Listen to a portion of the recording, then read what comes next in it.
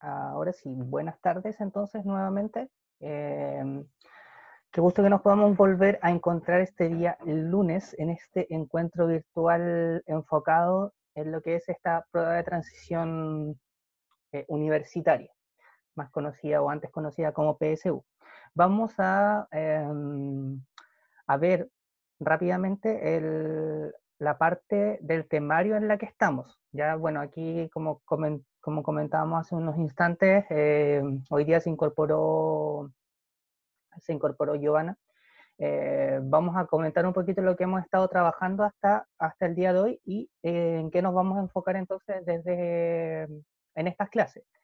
Como primer punto, esto ya lo vamos a considerar o dar por hecho, donde dice área temática, Estado-Nación y sociedad burguesa, las ideas liberales, cultura burguesa, todo eso ya lo vimos.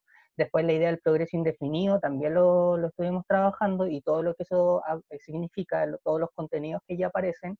El tercer punto es donde estamos ahora. Bien, el proceso de formación y organización de la República. Desde allí se considera. Y es eso lo que vamos a trabajar entonces durante estos siguientes encuentros virtuales. Todo lo enfocado en lo que es historia de Chile desde la formación y organización de la República. Después tenemos configuración del territorio chileno, eso también está dentro de lo que es historia de Chile, pero como otra visión. El orden liberal durante la segunda mitad del siglo XIX en Chile, o sea, de aquí en adelante en general va a ser pura historia de Chile. Lo que es crisis, totalitarismo y guerra en la primera mitad, este último punto que ustedes ven en pantalla, eso ya lo pasamos, también ya lo trabajamos y lo vimos con la finalización de esta llamada Guerra Fría. Bien, entonces nos enfocamos ahora en lo que es concretamente historia de Chile. Vamos para acá.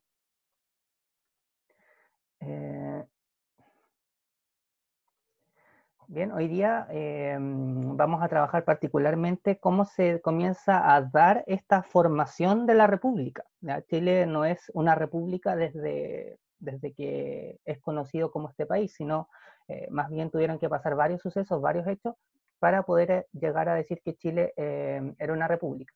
Entonces, ¿cuál es el objetivo del día de hoy? Comprender las principales características del proceso de independencia de Chile, esto conocido como típicamente Patria Vieja, Reconquista, Patria Nueva. Vamos a hacer un recordatorio sobre lo que significan esas etapas y además mencionando algunos de los personajes relevantes de la época. Todo esto para llegar a entender cómo avanzamos hasta el periodo de formación y organización de la República, que está dentro de lo que vamos a trabajar. Para dar inicio a esto, vamos a ver un pequeño videito de 2 minutos aproximadamente. Lo comparto de inmediato con ustedes. Déjenme buscar acá. Ya, acá está.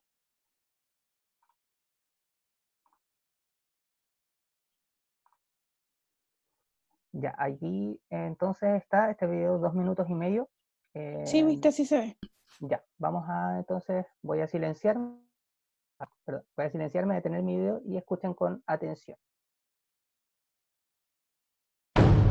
Los sucesos desencadenados tras la ocupación napoleónica de España provocaron una crisis política entre criollos y peninsulares. Esto se evidenció cuando en julio de 1810 y tras una inédita manifestación pública, un cabildo abierto desaprobó unánimemente la conducta del gobernador García Carrasco, quien no tuvo otra alternativa que renunciar a su cargo. En su reemplazo asumió Mateo de Toro y Zambrano, a quien correspondía el gobierno interino por su calidad de brigadier de los ejércitos reales. Desde entonces, la idea de establecer un gobierno provisional cobró mayor fuerza entre los criollos, llevando a que los principales vecinos de Santiago consiguieran, antes que el virrey del Perú enviara un nuevo gobernador, que Toro y Zambrano autorizara citar a un cabildo abierto el 18 de septiembre de 1810. En ese acto, los miembros de la élite criolla santiaguina acordaron la formación de la primera Junta Nacional de Gobierno, al igual que lo habían hecho meses atrás los vecinos de Caracas, Quito y Buenos Aires. El movimiento juntista tenía un carácter aristocrático, al igual que sus intereses y principales figuras. No en vano, de acuerdo a la misma declaración del 18 de septiembre de 1810, se reconocían como autoridades legítimas solo a la gente principal, a los jefes de las corporaciones y noble vecindario. Desde sus inicios, la Junta manifestó su compromiso con la voluntad que habían expresado los principales vecinos de Santiago de autogobernarse mientras durase el cautiverio de Fernando VII. Por esa razón, una de las principales medidas apuntó a fortalecer la defensa del país, formando un nuevo cuerpo militar y estableciendo relaciones diplomáticas con la Junta de Gobierno de Buenos Aires. Al mismo tiempo, buscó rápidamente solución a los problemas que durante la colonia acechaban los intereses económicos y políticos de la élite local. Es así como los principales puertos se abrieron al resto del mundo para comercializar y se dispuso la formación de un Congreso Nacional en cuyas elecciones solo participaron los principales vecinos que integraban el reino. Este primer congreso, instalado el 4 de julio de 1811, sustituyó a la Junta en las tareas de gobierno y legislación. También a través de esta institución, los criollos llevaron a cabo distintas medidas que pusieron en evidencia el peso de los intereses reformistas de la élite local.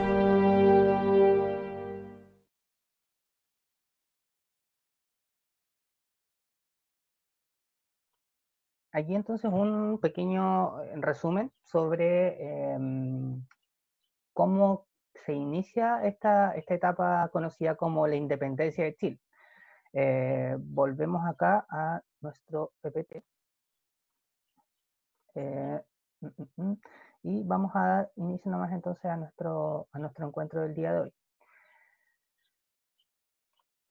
Como les comentaba hace unos instantes, igual nos pegamos un salto en términos históricos bastante importante, porque lo que habíamos hablado en el encuentro virtual pasado fue el periodo de descubrimiento, entre comillas, y conquista de nuestro país, donde mencionamos algunos personajes importantes como Diego Almagro o Pedro de Valdivia. Nos saltamos ahora todo lo que es la época colonial, porque en teoría lo que es época colonial no debería entrar dentro de esta prueba. Y nos saltamos todo ese periodo de época colonial hasta llegar a esta etapa, que es la que viene posterior a la época colonial, o dentro de la misma época colonial, pero al final. Por ello vamos a hacer un rápido resumen respecto a todo lo que había ocurrido, ¿ya?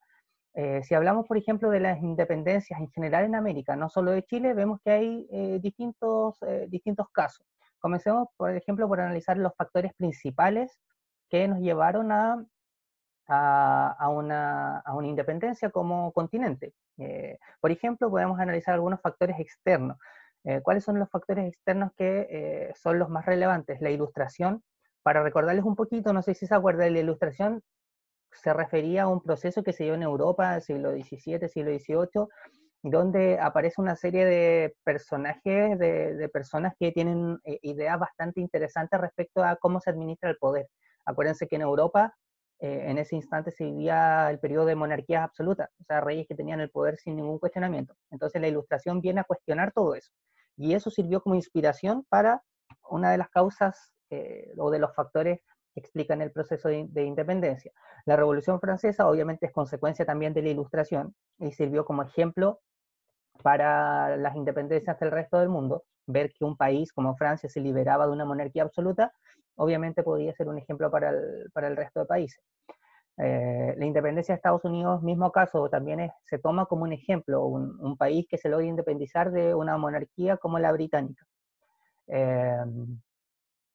Bueno, la invasión napoleónica, no se logra ver bien allí, pero la invasión napoleónica, también para contextualizarlos un poquito en este tiempo, estamos hablando de 1810, 1811 aproximadamente. Napoleón Bonaparte, que es un personaje histórico, en esta etapa estaba en pleno proceso de expansión territorial, o sea, después de lo que fue la Revolución Francesa, Napoleón termina tomando el poder un tiempo después y comienza a conquistar o a dominar distintos lugares de Europa, a formar su propio imperio. Entonces, dentro de ese sueño que él tenía, toma España, toma este país. Entonces, eso significó que el rey de España tuvo que ser, fue apresado. Entonces, si el rey de España estaba preso, eso significó o trajo cambios para las colonias americanas que obviamente dependían del rey de España. Esos son factores externos entonces que explican este proceso de independencia. Ahora si hablamos de lo que ocurría en cada país que influyó en este proceso de independencia, podríamos mencionar, por ejemplo, el malestar criollo, ya sea en términos económicos, políticos y culturales. Aquí podríamos decir que se dividía como en dos grupos importantes, si hablamos del tema de poder, de quién tenía el poder. Por un lado tenemos las aristocracias o los realistas, y por otro lado tenemos los criollos. Las aristocracias o realistas se refieren a los españoles, ¿ya? O peninsulares también se le decía. Y los peninsulares o los españoles eran obviamente los que tenían la mayor cantidad de cargos y la mayor cantidad de poder. Sin embargo, el grupo de criollos, si ustedes recordarán, los criollos se refiere a como a las personas que eran resultado de un... A ver, podían ser hijos de españoles, pero que habían nacido en América. O sea, muchos de los españoles que se habían venido a este continente tenían a su hijo, y sus hijos obviamente no eran españoles en su totalidad porque habían nacido en este territorio. Entonces, comienza a darse una especie de una situación que ellos consideran injusta, que los criollos dicen, nosotros somos españoles, pero no recibimos el mismo trato solo por haber nacido aquí en América. Entonces, como resultado de eso, trajo una disputa, una pelea entre estos dos grupos, entre los españoles y los criollos. ¿Ok? Si no entienden lo que es criollos, lo puedo explicar de nuevo. Díganme ahí en el chat si se entiende o no se entiende. Eso está dentro entonces de los factores internos que explican por qué se dio la independencia. Los malos gobiernos también locales que habían es otra causa. Toma de conciencia nacional de la élite. Eso lo podríamos interpretar como que en este periodo, estamos hablando de 1800, 1810, recién una mínima parte de las personas comenzó a tener conciencia de lo que significaba ser parte de una nación, ser parte de un país. Y por eso se menciona la élite, porque en general no eran los grupos campesinos u otros grupos, sino eran estos grupos que tenían poder, y en este caso particularmente los criollos, que comenzaron a sentirse cada vez más americanos. Eso entonces son algunos de los factores, tanto externos, los mencionados arriba, como los factores internos que explican por qué llegamos a este proceso de independencia. Características, se inicia a partir de acontecimientos externos, lo que les comentaba, la invasión de Napoleón a España, es una situación que influyó directamente en el proceso de independencia.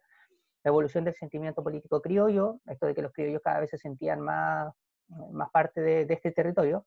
La amenaza con el retorno de Fernando VII. Fernando VII era el rey, digamos, de la época, y una vez que él regresa, en realidad provocó amenazas, digamos, o una situación amenazante en todos los países americanos, ya, una vez que sueltan a Fernando VII, sale de esta prisión. Esas son cosas comunes. Ahora hay cosas particulares, no vamos a profundizar tanto en ello, pero por ejemplo, no en todos los países de América, no en todas hay esto de patria vieja, reconquista y patria nueva. Solamente es en algunos países. Chile es un ejemplo, pero no en todos los países se dio de esa forma.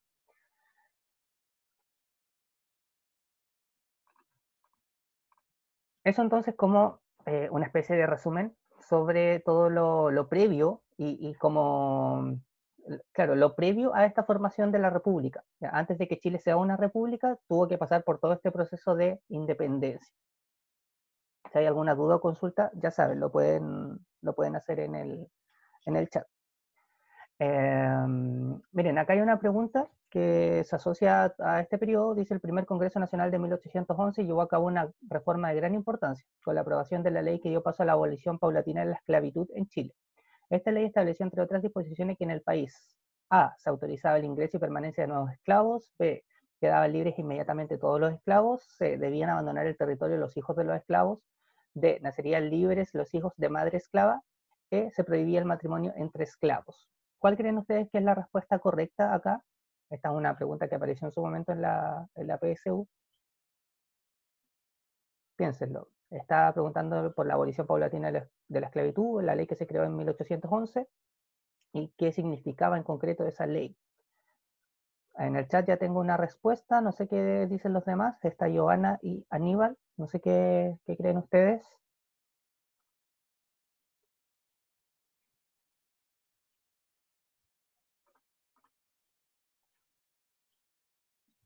Miren, por mientras el Mati dice que es la D. Y les confirmo que efectivamente es la D. Ya no era lo anterior, no era que todos los esclavos quedaban libres, sino que los hijos de esclavos que tenían esa condición, los hijos iban a ser libres. ¿Ya? Eso significó esencialmente. Vamos a estas etapas que yo les mencionaba, que solamente tuvo Chile, es decir, estas etapas como Patria Vieja, Reconquista y Patria Nueva. Si hablamos primero de la Patria Vieja, podríamos decir que es un periodo que se entiende históricamente, va desde 1810 hasta 1814. En 1810, con la formación de la primera Junta de Gobierno, que es lo que veían en el video, cuando Chile o en este territorio se comienza a formar esta Junta de Gobierno para discutir la situación que estaba dándose en España, y termina o finaliza con el llamado desastre de Rancagua, que es una batalla donde los españoles retoman el poder en este territorio. Otra característica de esta etapa de la llamada Patria Vieja es que la aristocracia criolla mayoritariamente se mantuvo fiel al rey Fernando VII. Por eso se explica una y otra vez que en septiembre, o este 18 de septiembre, lo que se celebra no es la independencia de Chile, sino que lo que se celebra o conmemora es la formación de la primera Junta de Gobierno, pero que en ningún caso vino a declarar la independencia, sino más bien al contrario, es una especie casi de reafirmación de que seguían siendo leales al rey, pero se iban a realizar algunos cambios. Por eso se menciona ese tercer punto que acabo de mencionar. Las coyunturas internas y externas permitieron a la élite realizar reformas políticas y económicas. Coyunturas internas se refiere, o las coyunturas se refiere como a casos o situaciones puntuales que se dieron. Por ejemplo, lo de la invasión de Napoleón a España, eso es una situación puntual. Algunas de las reformas que realizaron, por ejemplo, el llamar a este primer congreso, eso no se había hecho hasta ese momento. Otra reforma u otro cambio es el tema de la libertad de comercio, o sea, vino después, pero ya se proponía en esta etapa la libertad comercial. Acuérdense que hasta antes de esto, España tenía el monopolio comercial. ¿Algunos se acuerdan qué era el monopolio comercial o qué es un monopolio comercial? Si no me equivoco, significa que solamente podía comerciar con España, ¿cierto? Correcto, solamente en este caso particular se refería a aquello, que solo podía comerciar con España, no podía negociar con otros países. Esta imagen viene a ser uno de los primeros símbolos patrios que existieron en nuestro país. Ya este escudo con los indígenas como cara más visible y representativa de esta etapa. Bueno, el mensaje que sale ahí escrito en latín significa después de las tinieblas la luz, o por consejo o por espada. Viene a traducirse la última parte sobre todo como por la razón o la fuerza, pero no se mencionaba de esa forma. La primera Junta de Gobierno y el primer Congreso Nacional son cosas distintas. ¿Ya? Lo primero que se forma es esta primera Junta de Gobierno, que como les decía anteriormente, entre otras cosas, decretó la libertad de comercio, es decir, se cancelaba esto del monopolio comercial, estableció relaciones diplomáticas con la Junta de Buenos Aires. En distintas partes de América se comienzan a formar estas juntas. Entonces, una de estos lugares era en Argentina, y bueno, entre estas dos juntas comienzan a tener comunicación sobre cómo poder avanzar en este proceso. Formó nuevas tropas militares leales a la Junta, una especie de formación de un primer ejército. Aquí tal vez el personaje más destacado viene a ser Mateo de Tori Zambrano, que es el que preside esta primera Junta de Gobierno. Se produjo el motín de Figueroa, que viene a ser como una especie de revuelta dentro de la propia Junta, y nos quedamos sobre todo con este último punto. Se convocó a elecciones del primer Congreso Nacional, que viene a ser como algo bastante similar para la época a un proceso de democracia que nunca prácticamente había existido en nuestro país. Democracia entre comillas también en todo caso, porque solamente eran algunas personas muy particulares que podían participar o ser parte de esto, pero se entiende como uno de los primeros procesos democráticos. Lo anterior entonces es como lo principal o lo más destacable de lo realizado por la primera Junta de Gobierno. Si vamos al primer Congreso Nacional, que viene después de la primera Junta de Gobierno, eh, bueno, hoy día ustedes pueden ver que existe un Congreso Nacional, un llamado Congreso Nacional, donde se encuentran diputados y senadores que en teoría son los que representan a las personas, representan las ideas y los proyectos y las leyes que deberían crearse en nuestro país para funcionar mejor como sociedad. El objetivo de este Congreso Nacional obviamente era bastante similar a aquello. Habían distintas tendencias políticas. Por un lado estaban los que apoyaban claramente como esta idea de que había que ser leales al rey español, y también había otro grupo más extremo que proponía ya derechamente independizarse. Y también estaba como el término medio, los que apoyaban pero no tanto. ¿Qué vino a hacer este primer Congreso Nacional? Vino, por ejemplo, a finalizar o a terminar con algunos de los privilegios eclesiásticos. Eclesiástico se refiere a la iglesia, o sea, vino con algunos de los privilegios que tenía la iglesia hasta esa época, se acabaron con la creación de este primer Congreso Nacional. Ellos decidieron que se finalizaba.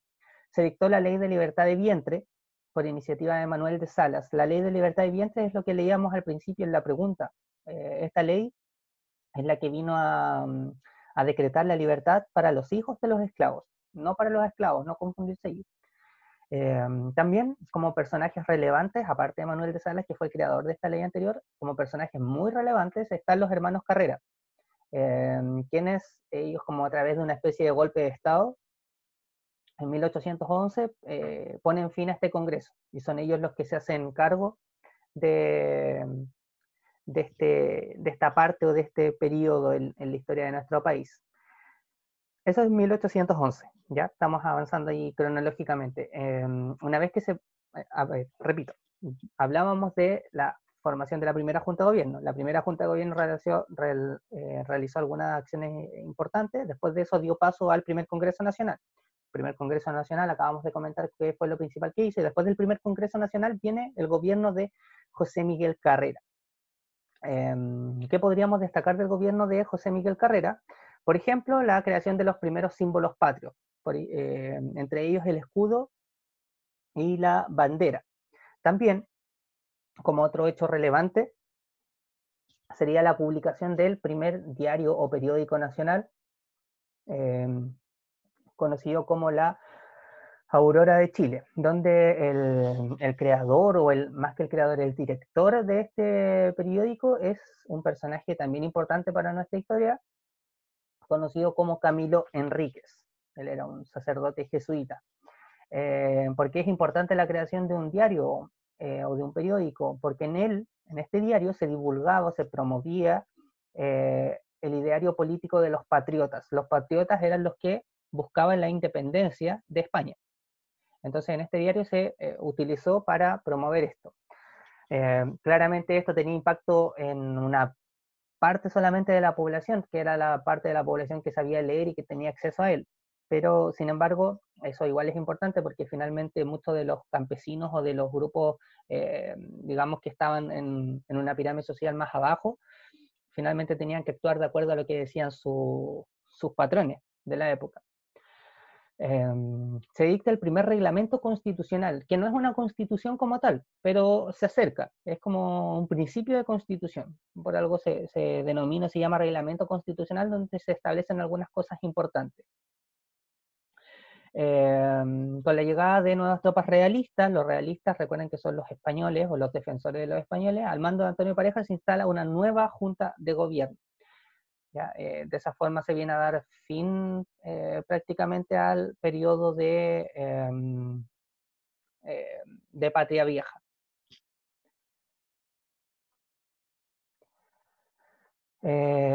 Otra pregunta. Le voy a pedir a la Miss Lucía, si me puede ayudar a leer, por favor, la pregunta que aparece en pantalla.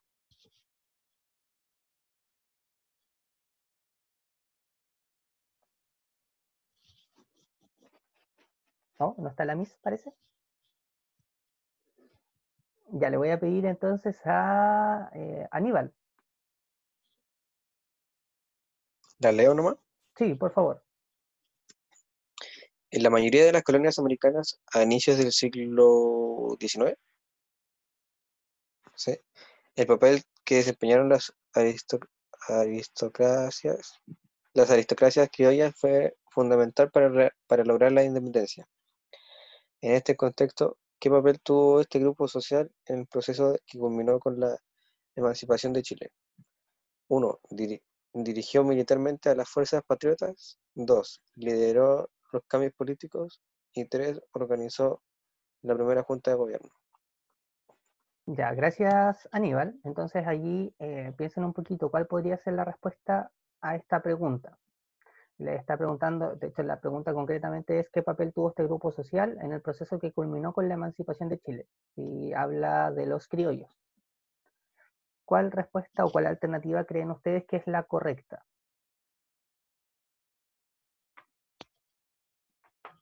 A ver, en el chat hay una respuesta.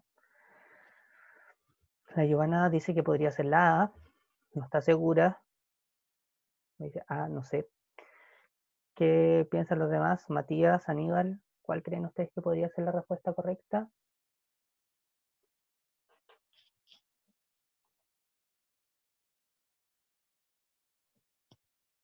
Aníbal dice que podría ser la D, pero igual piensa que puede ser la A.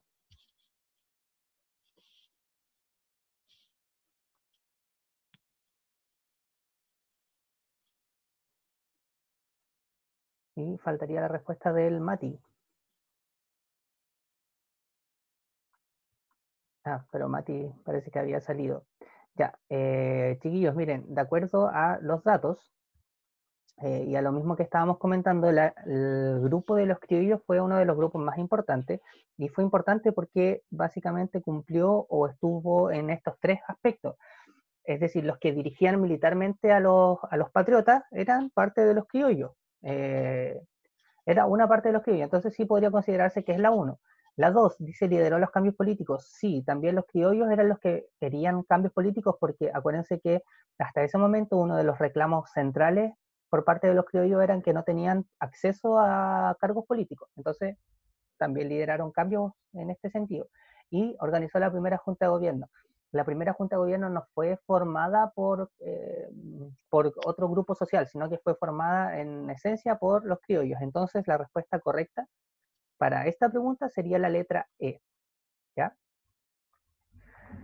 Esa es entonces la primera etapa. Vamos a la segunda etapa, que es el proceso de reconquista. El proceso de reconquista se entiende que va desde 1814 hasta 1817 aproximadamente. 1814 con el desastre de Rancagua, que pone fin a la Patria Vieja, da inicio al periodo de reconquista, y 1817 con la batalla de Chacabuco, donde nuevamente se retoma el poder por parte de los criollos.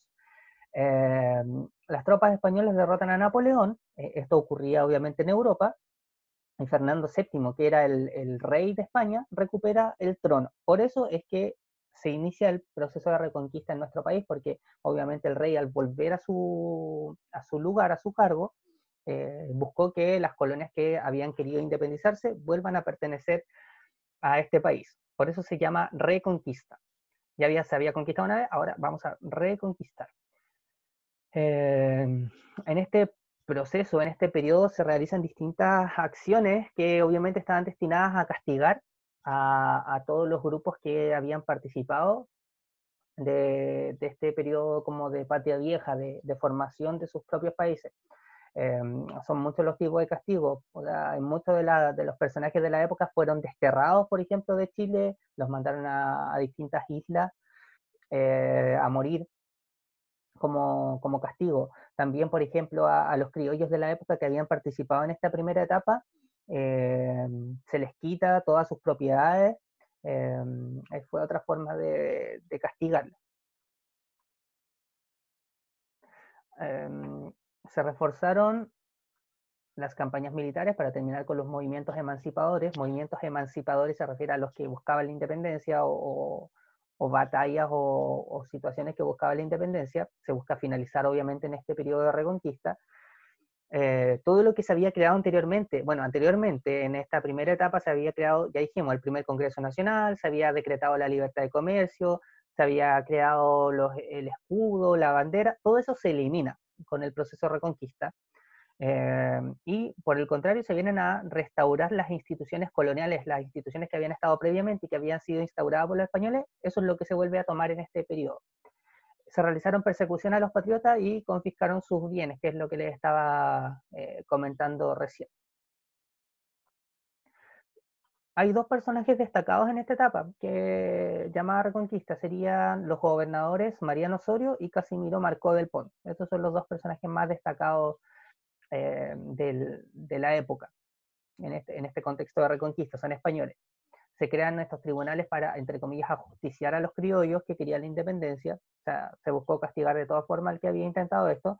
Se relegan a Juan Fernández y muy por el contrario, porque dijimos que en un principio, a ver, los criollos querían la independencia, pero no todos estaban convencidos de esto.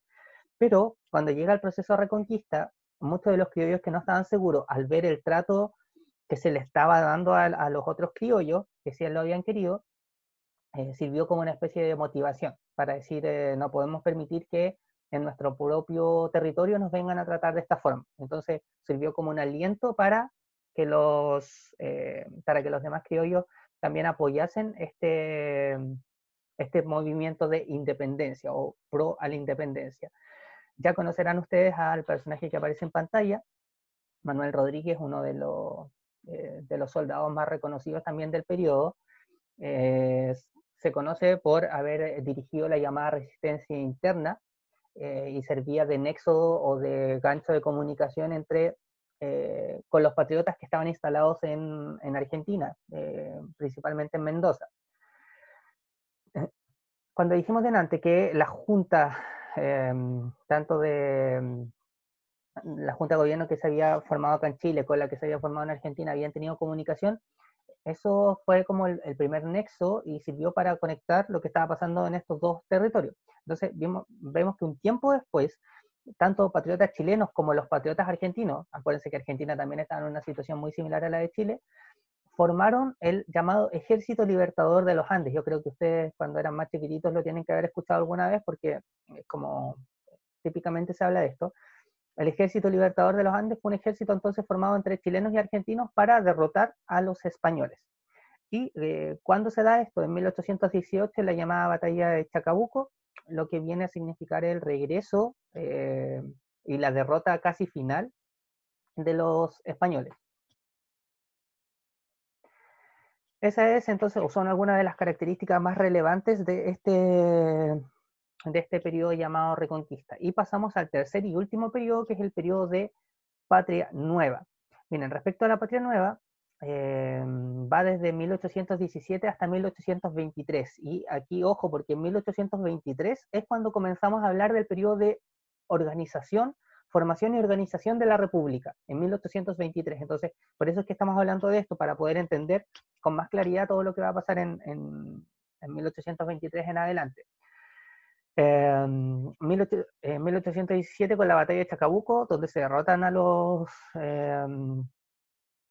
españoles, hasta la renuncia de O'Higgins en 1823. ¿Qué es lo más destacable del periodo de Patria Nueva? Que en este periodo se consolida la independencia en general en nuestro país. O sea, porque hasta este instante como que los españoles todavía había un miedo de que pudiesen retomar o reconquistar nuevamente el poder en América, pero finalmente en este periodo de Patria Nueva, entre 1817 y 1823, lo que sucede es que los hechos que se van dando consolidan y definitivamente se puede decir que se logró la llamada independencia. También en este periodo se dan las últimas batallas entre los realistas y los patriotas, es decir, entre los españoles que querían seguir dominando y los patriotas que buscaban la independencia. ¿Alguno de ustedes se acuerda o sabe así como cuál fue el último lugar como más importante donde habían una resistencia española? ¿Sabe en qué lugar de Chile se dio como la última resistencia española? Puede ser que lo haya escuchado alguno de ustedes. Maipú. Es que Maipú, mira, Maipú es una de las batallas también que se dio y que claro, también viene a significar la derrota del ejército español, pero no, es otro lugar. ¿Cuál es el lugar? El lugar es Chiloé.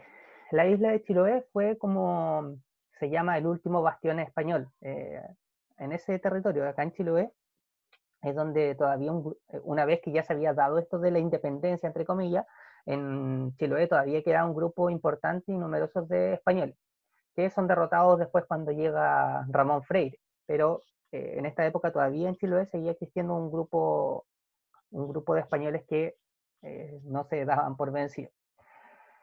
Una vez que se logra la derrota de los españoles, que ustedes pueden ver el abrazo de Maipú es sumamente significativo, ¿quién asume el poder? Asume el poder Bernardo O'Higgins. En principio no era O'Higgins, la Junta no quería que O'Higgins tome el poder en sí. Primero querían que el poder eh, lo tome un argentino, ¿ya? Sin embargo, es finalmente O'Higgins el que asume el poder y el cargo en esta época. Ahí tenemos entonces tres etapas. Tenemos la etapa Patria Vieja, Reconquista y Patria Nueva. Dentro de la Patria Nueva podríamos hablar del llamado gobierno de O'Higgins. ¿Ya? A ver, gobierno, no sé si gobierno como tal, porque O'Higgins no fue presidente. ¿Qué cargo, saben ustedes qué cargo fue el que tuvo O'Higgins? No sé si aparecía recién, no me di cuenta. ¿Qué cargo tenía O'Higgins? No era el de presidente.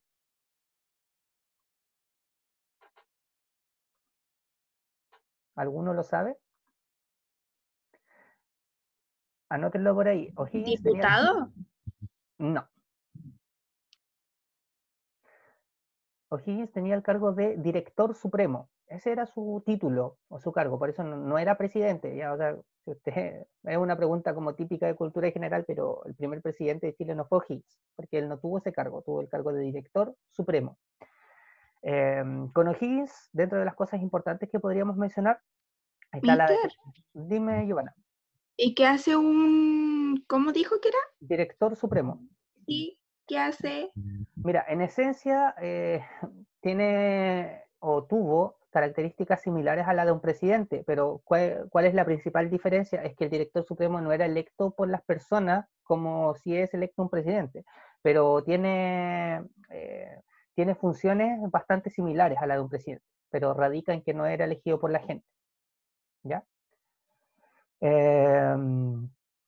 Decíamos o hablábamos recién que la declaración formal de independencia se da en este periodo del llamado gobierno de O'Higgins, el 12 de febrero de 1818. Por eso no sé si escucharon ahora, en este contexto de pandemia, escuchaba que obviamente en septiembre no van a poder haber mayormente celebraciones, pero los fonderos en distintas partes proponían que se celebre o que se permita como este espacio el 12 de febrero de este año, de este próximo año, porque en realidad esa es la fecha real en que se declara de manera formal la independencia de nuestro país, el 12 de febrero. Así que atención ahí.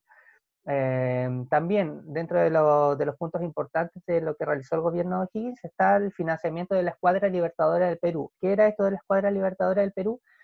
Se formó como una alianza también entre chilenos y argentinos para poder liberar a Perú. Perú era uno de los principales centros donde había grupos españoles. Entonces, tanto chilenos como argentinos sabían que tenían que derrotar a los españoles que estaban en Perú para que realmente pudiesen estar seguros de su independencia. Así que para eso se formó la Escuadra Libertadora del Perú.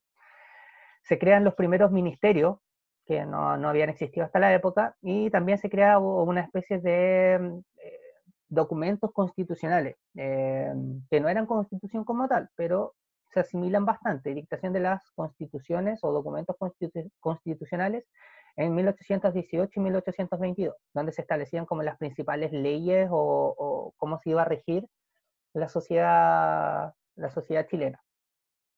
Algunas de las obras típicas también que se mencionan en este gobierno de O'Higgins y que se crearon en el gobierno de O'Higgins: el Paseo de las Delicias, o conocido como la Alameda en Santiago, el Cementerio General, implementación del sistema educativo lancasteriano.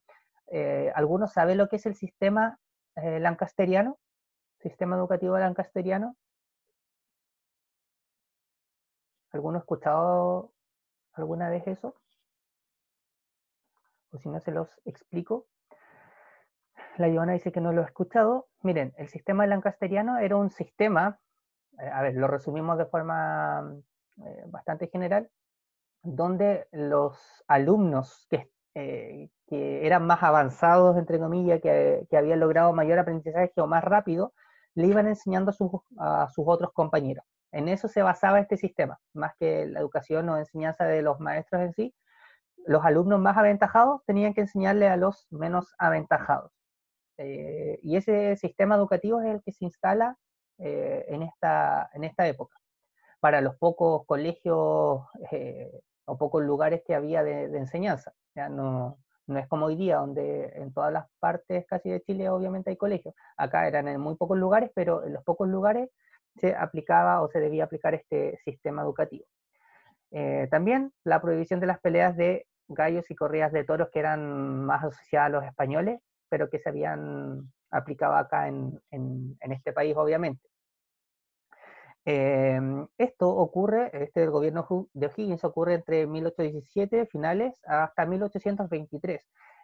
Ahora, si nos preguntamos por qué renuncia O'Higgins, porque O'Higgins no fue que salió como, digamos, de forma normal. O'Higgins tuvo que renunciar a su cargo. Veamos algunas de las razones principales. También lo vamos a explicar con un pequeño video. La renuncia de O'Higgins o la abdicación de O'Higgins, abdicación se refiere a renunciar, tiene que ver con los siguientes puntos. Primer punto, diferencias con la Iglesia Católica, por la aplicación del patronato y confiscación de tierra. No vamos a entrar tanto en detalle, pero en resumen, O'Higgins tenía diferencias importantes con la Iglesia Católica, sobre todo en términos de los derechos que se le entregaba a la Iglesia Católica en la época. También, otra de las razones que lleva a O'Higgins a renunciar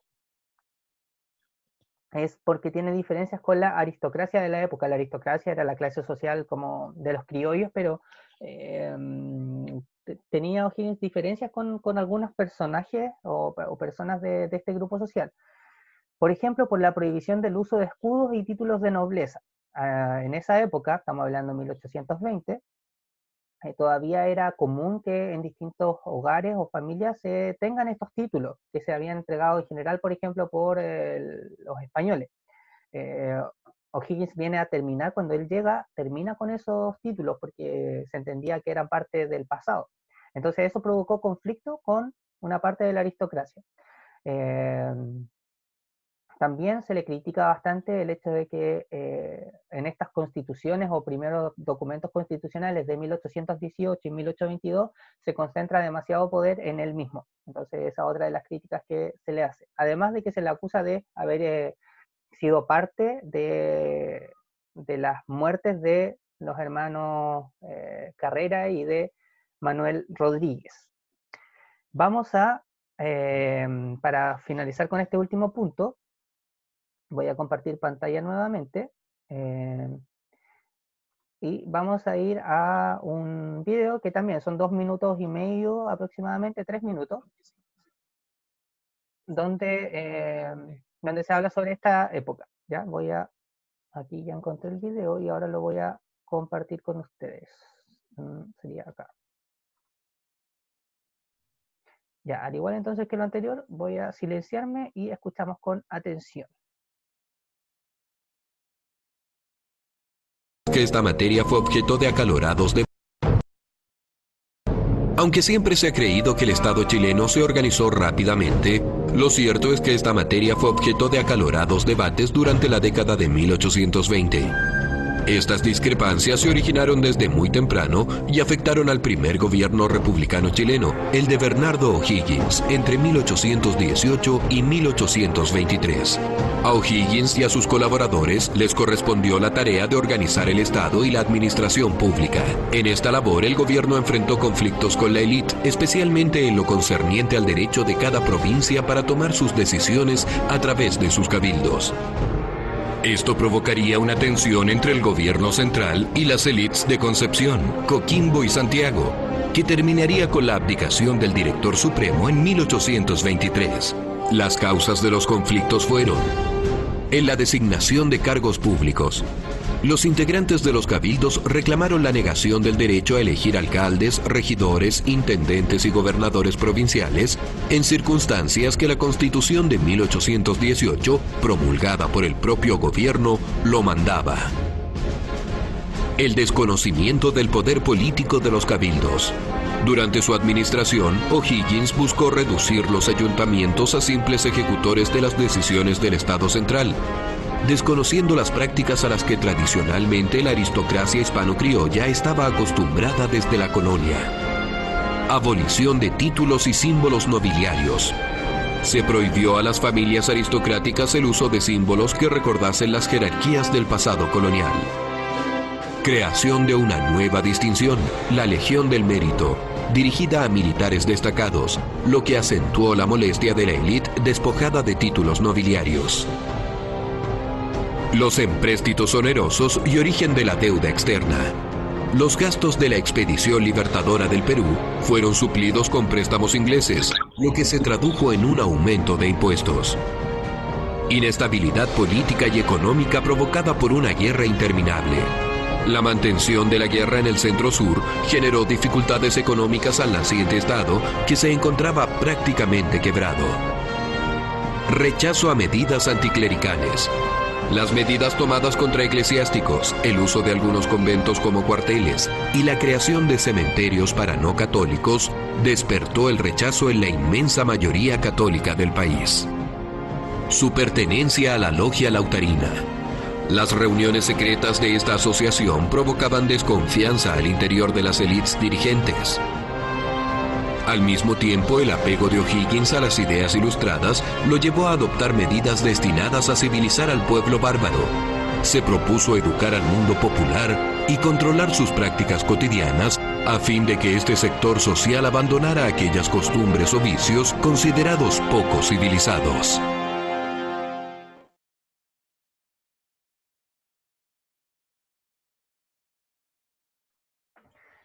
Ahí escuchamos entonces y también veíamos una especie de forma más gráfica, estas obras o estos puntos más importantes del gobierno de Bernardo O'Higgins. Algunas cosas que podríamos destacar a lo que ya habíamos dicho.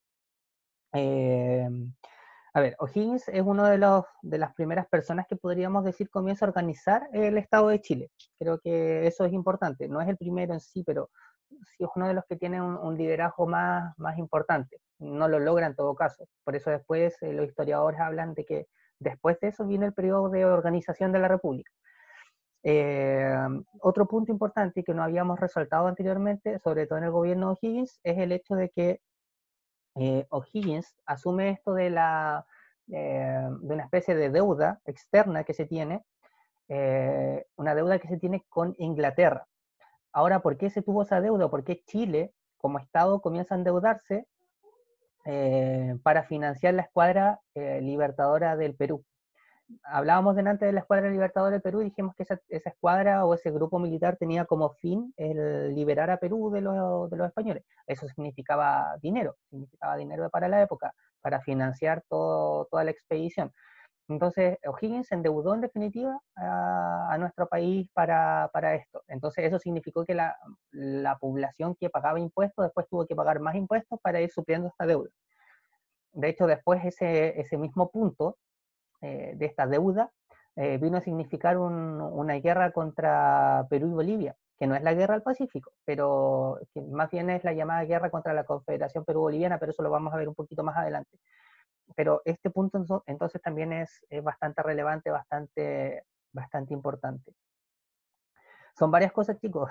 Dijimos bastante, pero no sé, me gustaría que me vayan diciendo si tienen alguna duda, les surgió alguna duda cuando en algún momento, que me puedan ir comentando, o si está todo claro. Me interesa su retroalimentación, por favor. Mister, consulta. Oh, Ya, dime, Giovanna. ¿Qué guerra al final produce esta deuda?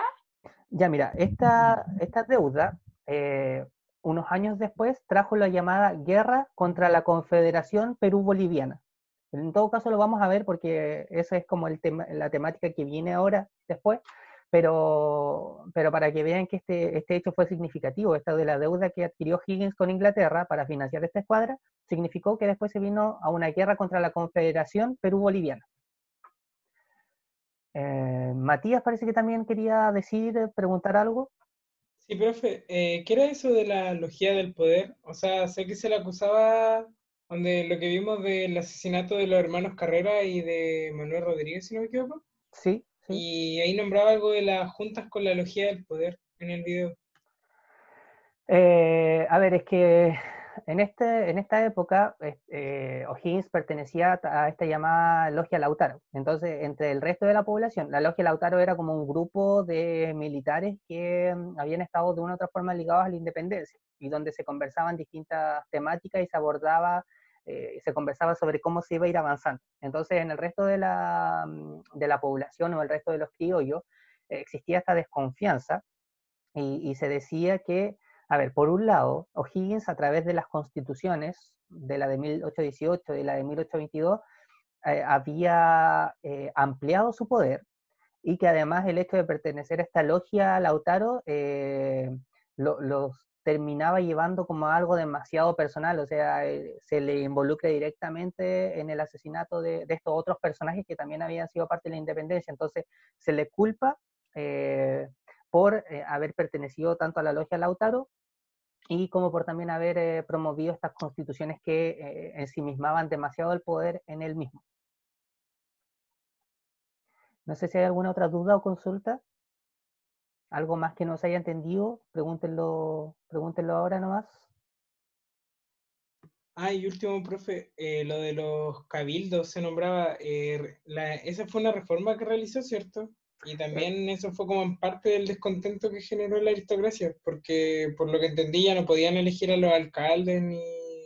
Exacto, sí, exacto. De hecho, eso vino, a ver, en la de 1818 se decía que sí se podía, los cabildos sí tenían ese poder, pero después en la de 1822 no. Entonces eso significó que los cabildos obviamente habían perdido un poder. Los cabildos eran como la forma más representativa para la población de la época. Era donde se reunían los principales vecinos de un sector, de un lugar, y con esta reforma O'Higgins obviamente les había quitado poder, y eso significó un descontento de la población hacia O'Higgins.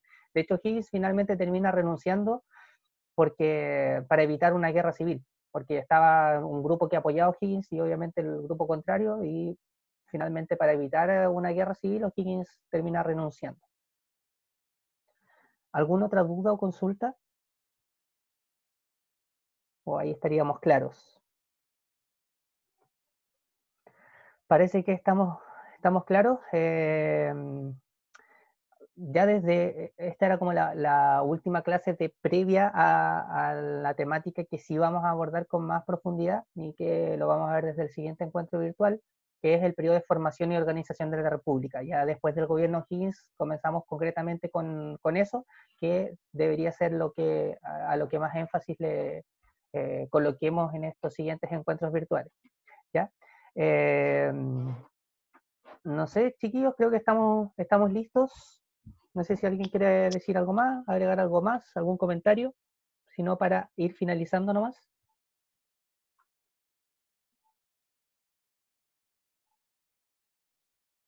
¿No? Parece que no. Estaríamos entonces, chicos, nos estaríamos encontrando hasta el siguiente lunes, por lo menos en este taller. No sé, Miss, si quiere decir algo. No, que me alegra que se haya integrado ahora la Giovanna, ojalá se integren más compañeros, sería muy bueno. Y si no, seguiremos los que estamos. Somos los que Sí, somos. sí, también me sumo a eso. Gracias hoy día también bueno, siempre a Matías, a Aníbal y a Joana por sumarse en esta actividad. Bien, entonces damos por finalizado nuestro encuentro virtual del día de hoy. Que esté muy bien, que tengan una muy buena tarde. ¿Ya? Adiós. Chao, chao, chiquillos. Chao. Chao.